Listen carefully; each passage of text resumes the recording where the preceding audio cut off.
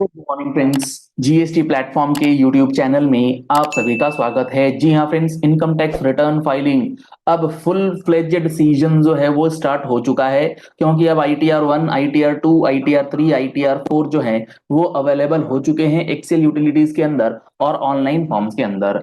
अब इन फाइलिंग्स का जो ऑफिशियल सीजन है वो कल से स्टार्ट हो गया है। अब इसकी फाइलिंग में काफी सारे एरर्स जो हैं वो आ रहे हैं, और सबसे ज्यादा जो क्वेरी आ रही है वो ये आ रही है कि जैसे ही आप अपनी इनकम टैक्स रिटर्न पूरा प्रिपेयर कर ले रहे हैं और प्रिपेयर करने के बाद जब आप उसे अपलोड कर रहे हैं तो अपलोडिंग के समय एक वैलिडेशन एरर आ रहा है, और उसमें ये एरर बताया जा रहा है मैक्सिमम केसेस में कि please select type of account, और वहां पर फील्ड टाइप दिया गया है टाइप ऑफ अकाउंट का एरर। यानी कि आपने जो बैंक अकाउंट अपनी ITR में डाल रखी हैं, उस बैंक अकाउंट के अंदर कुछ इश्यूज जो हैं वो इनकम टैक्स पोर्टल पर आ रहा है। तो अब आपको क्या चीज चेक करनी है ताकि आपका जो ये एरर है at the time of return filing वो रिजॉल्व हो जाए और आप अपनी ITR जो है वो इजीली फाइल कर लें। तो आज का सेशन हम लोग इसी चीज पर डिस्कशन करने वाले हैं, स्टेप बाय स्टेप प्रोसेस, कि आप ये एरर किस तरीके से रिजॉल्व करेंगे और अपनी ITR जो है उसे फाइल करेंगे। तो आपके सामने मैंने ओपन करा है इनकम टैक्स का पोर्टल। आपको अपने इनकम टैक्स पोर्टल पर लॉगिन कर लेना है अपने पैन नंबर से, अपने पासवर्ड से, और उसके बाद आपको चले जाना है माई प्रोफाइल। माई प्रोफाइल में आप जाएंगे तो लेफ्ट हैंड साइड में आपको ऑप्शन मिलेगा bank account details. My bank account details जैसे ही आप क्लिक करेंगे आपके सामने ये विंडो ओपन हो जाएगी। इसके अंदर आपको तीन मेजर हेड्स दिखाए जा रहे हैं। पहला है एडेड बैंक अकाउंट्स, दूसरा है फेल्ड बैंक अकाउंट्स, तीसरा है रिमूव्ड बैंक अकाउंट्स। अब आपका जो सबसे पहला काम है वो ये चेक करना है अपने इनकम टैक्स रिटर्न के अंदर जो अकाउंट डाल रखे हैं, जो बैंक अकाउंट की डिटेल्स डाली हुई हैं वो कौन सी वाली डिटेल्स हैं। हो सकता है आपने जो बैंक अकाउंट की डिटेल्स डाली हैं वो आपके फेल्ड बैंक अकाउंट्स के अंदर आ रही हो। तो आपको सबसे पहले पोर्टल पर आकर के ये चेक करना है कि आपने जो भी बैंक अकाउंट पोर्टल पर ऐड करा हुआ है वो सारा सक्सेसफुली वैलिडेटेड है या नहीं। कोई ऐसा बैंक अकाउंट तो नहीं है जो फेल्ड बैंक अकाउंट्स में दिख रहा है। मान लीजिए आपके पास कोई अकाउंट है जो फेल्ड बैंक अकाउंट्स में दिख रहा है, जैसे इस पर्टिकुलर केस में, तो आपको सबसे पहले क्या करना है, आपको सबसे पहले इस बैंक को रिमूव कर देना है। और ये बैंक जैसे ही आप रिमूव करेंगे आपका जो वो एरर है income tax return form filing के अंदर वो एरर रिजॉल्व हो जाएगा। सर लेकिन इस बैंक को रिमूव कैसे करें, ये तो हमारा एक्चुअल बैंक अकाउंट ही है, ये फेल्ड बैंक अकाउंट में आ क्यों रहा है, इसे एडेड बैंक अकाउंट में कैसे शिफ्ट करें। बेसिकली मैं क्या कहना चाह रहा हूं, अगर आपका कोई भी बैंक अकाउंट फेल्ड वाले सेक्शन में है आपको ITR में दिक्कत आएगी। या तो आप इसे रिमूव कीजिए या आप इसे अपने सक्सेसफुली वैलिडेटेड अकाउंट में कन्वर्ट कीजिए। तो अब आपको फेल्ड अकाउंट को एडेड बैंक अकाउंट में लाने के लिए क्या करना है, आपको उसमें कुछ चीजें चेक करनी होंगी, जैसे अकाउंट नंबर। जो आपका अकाउंट नंबर आपके स्टेटमेंट में है हूबहू वही अकाउंट नंबर आपने डाला है या नहीं इनकम टैक्स पोर्टल पर। दूसरी चीज आपका नाम। जी हाँ फ्रेंड्स, आपका जो नाम है वो बेहद इंपॉर्टेंट है। आपने जो नेम डिस्क्लोज कर रखा है अपने बैंक अकाउंट की डिटेल्स में, वही बैंक अकाउंट का नाम, एग्जैक्ट नाम आपको इनकम टैक्स पोर्टल पर डालना होगा, तभी वो जाकर के ITR में एक्सेप्ट होगी। और उसके बाद सबसे ज्यादा इंपॉर्टेंट है आपके पैन नंबर का होना। आपके बैंक अकाउंट के अंदर आपका पैन नंबर लिंक किया गया है या नहीं।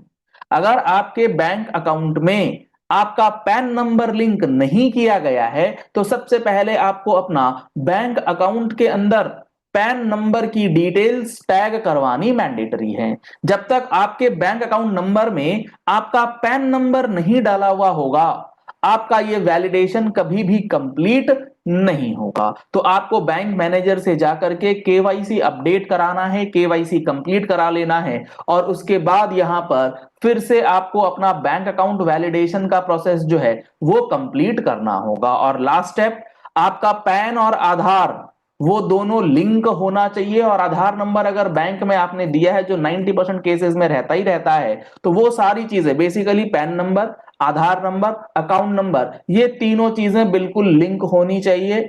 और इन तीनों का लिंकेज आपके एक मोबाइल नंबर से अगर रहेगा तो आपको ओटीपी मिलने में भी आसानी रहेगी। तो ये चीजें आप इंश्योर अगर कर लेते हैं तो आपका जो ये फेल्ड बैंक अकाउंट वाला सेक्शन है वो जीरो हो जाएगा और वो सारे अकाउंट्स आपके एडेड बैंक अकाउंट्स में आ जाएंगे। अब एक बार आपने एडेड बैंक अकाउंट्स में सारी डिटेल्स सबमिट करवा दी, शिफ्ट करवा दी हैं, अब आप अपनी आईटीआर के अंदर जो आप बैंक अकाउंट की डिटेल्स फिल करते हैं उसमें ये चेक कीजिए कि कौन कौन से अकाउंट आपने डाल रखे हैं।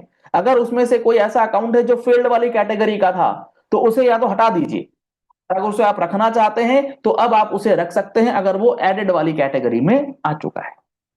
क्योंकि इस बार की आईटीआर के अंदर आप यकीन मान लो कि इस बार का जो आईटीआर आया है इसमें बहुत सारी छुपी हुई चीजें हो सकती हैं जहां आपको पता भी नहीं लगेगा। और आपके रिटर्न फाइलिंग के बाद, जी हाँ फ्रेंड्स, आपके रिटर्न फाइलिंग के बाद जो है आपके ऊपर कार्रवाई जो है वो डिपार्टमेंट कर सकता है, क्योंकि एआई बेस्ड टेक्नोलॉजी यूज करी जा रही है इनकम टैक्स डिपार्टमेंट के जरिए। और वो एआई के माध्यम से ये चेक कर रहे हैं कि जो भी आप डॉक्यूमेंट्स लगा रहे हैं आईटीआर में वो जेन्युइन है या नहीं। आपने एक स्टोरी सुनी होगी, आपने एक न्यूज पढ़ी होगी जिसमें यह बताया गया कि किसी पर्सन ने फेक इनवॉइसेस जो है आईटीआर के सामने रखी।